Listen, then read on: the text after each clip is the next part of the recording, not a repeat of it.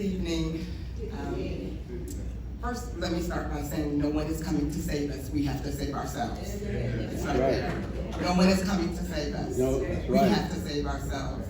Change in America has only come from the bottom up and not from the top down. I want you to think about the American with Disabilities Act. When people began to raise their voices to say, we need ramps instead of stairs. We need automatic doors instead of having to try to pull to get into a facility.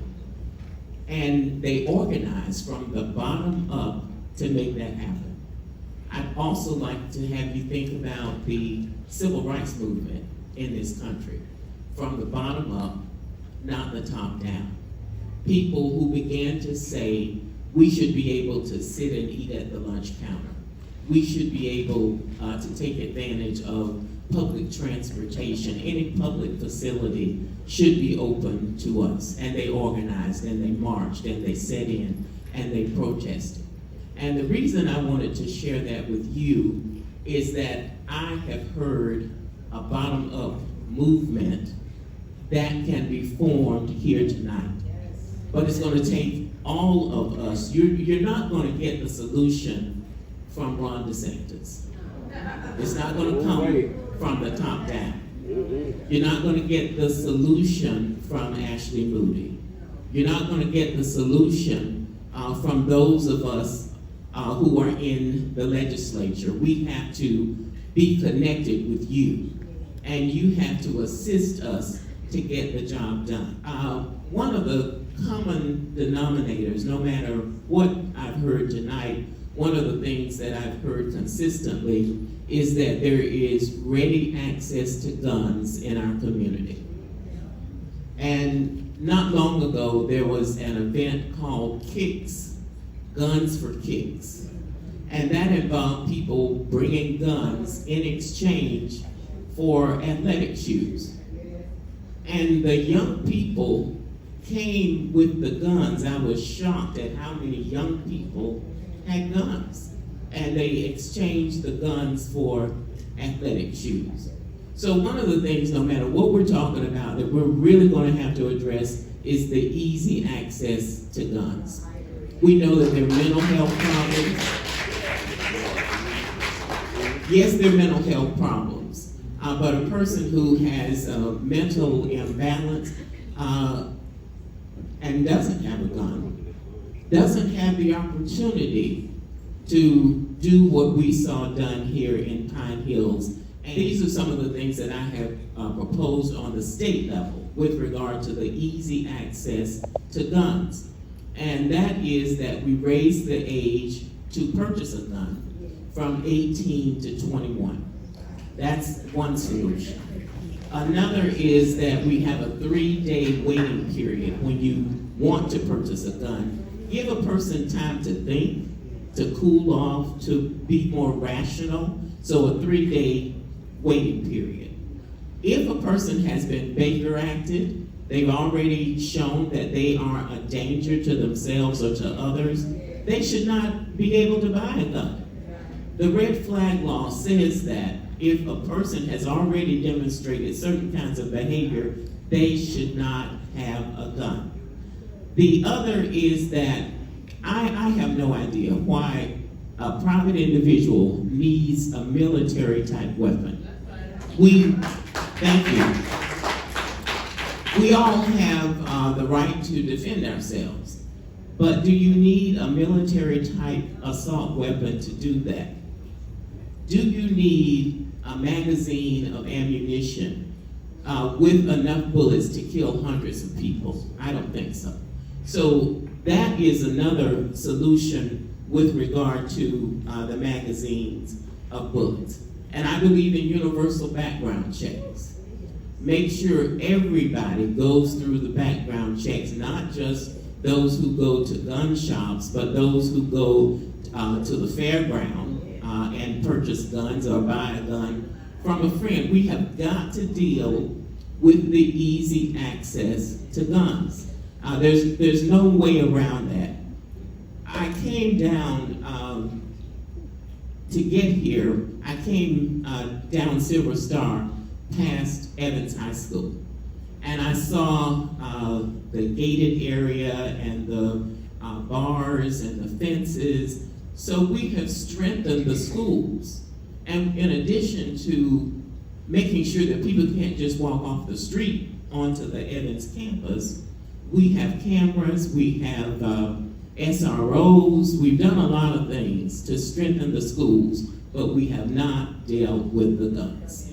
So just last week, we had a bill that came through the Senate, one of the committees that I serve on, and the bill was to prohibit credit card companies. This was a committee on banking and insurance. And it will prohibit credit card companies from capturing information about people who buy guns and ammunition. If you buy a gun, if you buy ammunition, it has to be listed in the category of sporting goods. Now, why wouldn't we want to know if people are stockpiling guns and stockpiling ammunition? There's a very strong gun lobby, the NRA, so let's just talk about that and the kind of money that they spend to get the results that they want so that the guns are available. And quite frankly, because this is my community, there are people who really don't care if we kill each other. Do you believe that? That's true. That is true. And so they're not trying to put the things in place. That's why this has to come from the bottom up and not the top down. These are the things that we're going to have to work on. And we know that we have children raising children, or they're absent, and they're leaving the child for the grandmother to raise, and the grandmother is tired because she raised them. So we're going to have to be the village. We're going to have to look out for each other. And we're going to have to focus on helping our young people to realize their own value. So let me be clear. If there's a youthful offender that, let's say, is 13 years old, the state attorney, as was artfully presented tonight, has two options. One option is direct file, and that youthful offender, that 13-year-old child, would be direct filed right to the adult system, and perhaps would end up in the Department of Corrections doing 40 years. The other option is the Department of Juvenile Justice, where the court would relinquish jurisdiction to the Department of Juvenile Justice. They may get into a program for 24 months or 36 months, and sometimes that's not quite long enough for rehabilitation. So I've already filed a bill that would extend the court's jurisdiction for a youthful offender until their 21st birthday. I think that is really, really important.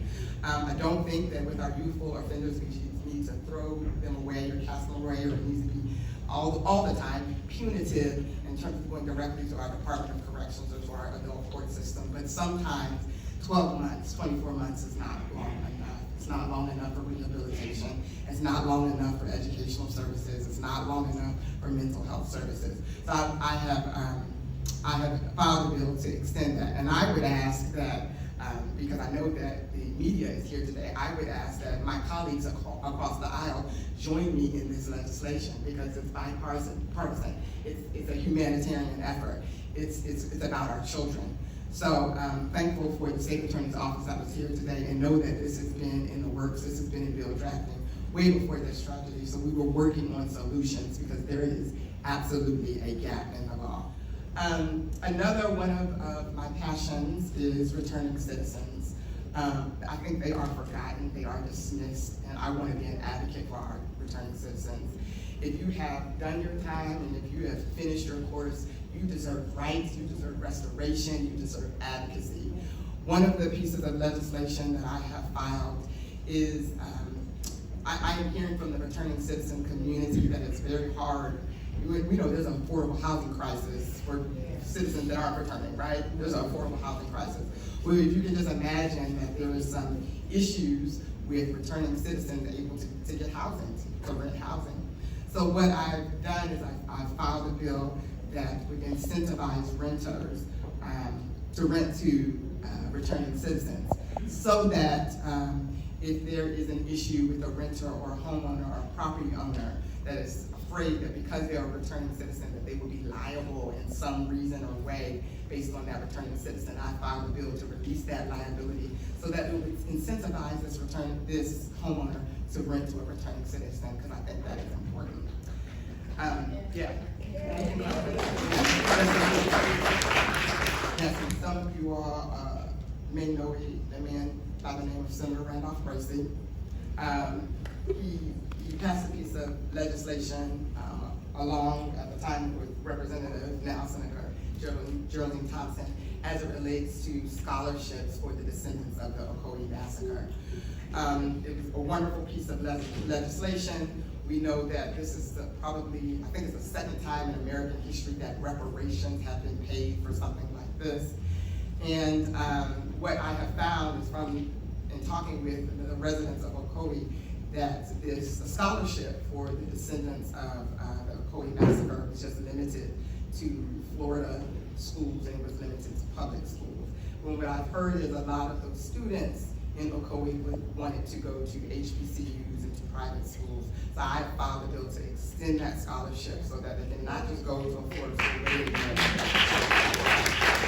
You need to give them back their land. That's One of the bills that Representative Bracy Davis did not talk about, she and I have together, and it's the Tyre Sampson Act. And it is to tighten up the regulation of amusement park rides in the state of Florida. Not only those that are here in Orlando, there was an incident in Tampa about a week ago at the state fair. So the kind of thing that we saw happen to this 14-year-old young man, who at the time was over 6 feet tall, weighed over 300 pounds, and the seat that he sat in the free fall ride had been adjusted to allow for a larger body. And the harness that came across his shoulders did not lock in to the mechanism.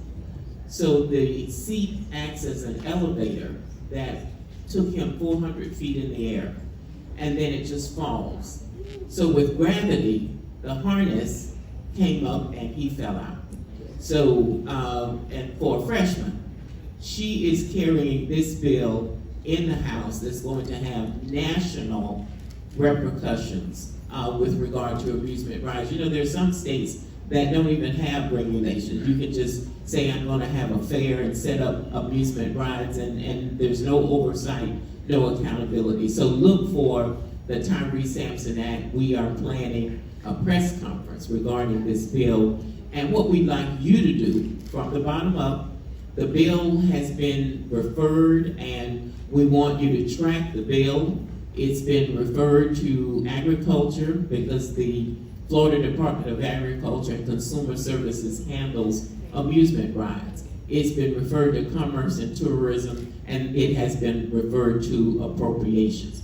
So we want you to write the committee chair, the members of the committee, place the bill on the agenda to be heard, pass the bill, get it to the floor, because if it doesn't come out of committee, it never goes to the full body for a vote, and it dies in committee. So what we would like is advocacy for this bill, which should not be partisan. This is a health, safety, and welfare issue, not a partisan issue, but unfortunately, sometimes in Tallahassee, everything becomes partisan. And one of the things that I have learned in the process, and I've been there 16 years, is how to use amendments. If you see something moving and you can amend that bill, that piece of legislation, to get something in to make it less awful, it is awful, but to make it less awful, then you amend it. And I don't know if you all read that we have a senator who proposed, he filed a bill this week to cancel any political party that at any time in its history had upheld slavery. Did you all see that? Yeah. Okay. Yes. And so in the 1800s, the Democrats, the Northern Democrats, were against slavery. And the Southern Democrats were for slavery. But he wants to cancel the whole Democratic Party. I filed an amendment yesterday to cancel any political party that maintains the vestiges of slavery through voter suppression.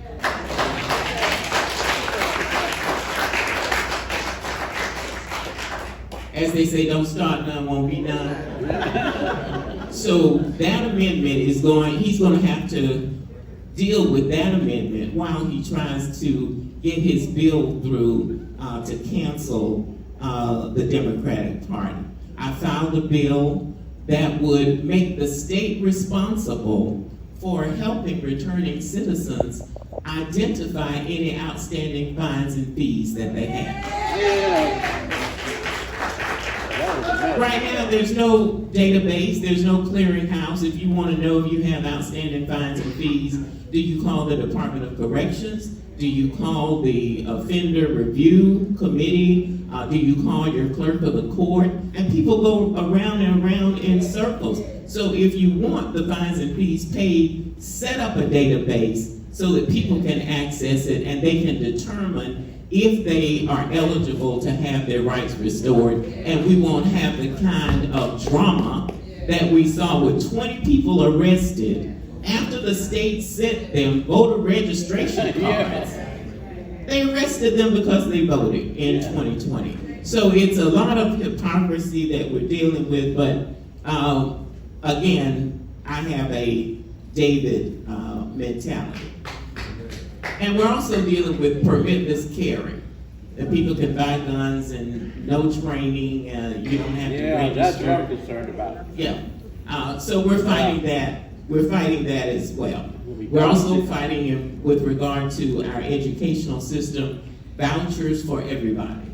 And so Tiger Woods would be able to send his child or children to a voucher school, even though he's a multimillionaire. Why would he qualify for your tax dollars to be able to take advantage of vouchers? So we want to realize that there's mental health, but when you combine imbalances and instability in terms of mental health with guns, then you have a recipe for the kind of catastrophe that we saw. So we're working, and while we may not get all of the results that we want, we can amend some things, we can make some things less bad, and we want to hear from you. We want you to call us. We want to know what's on your mind. But remember, it starts from the bottom up and not the top down. Thank you all.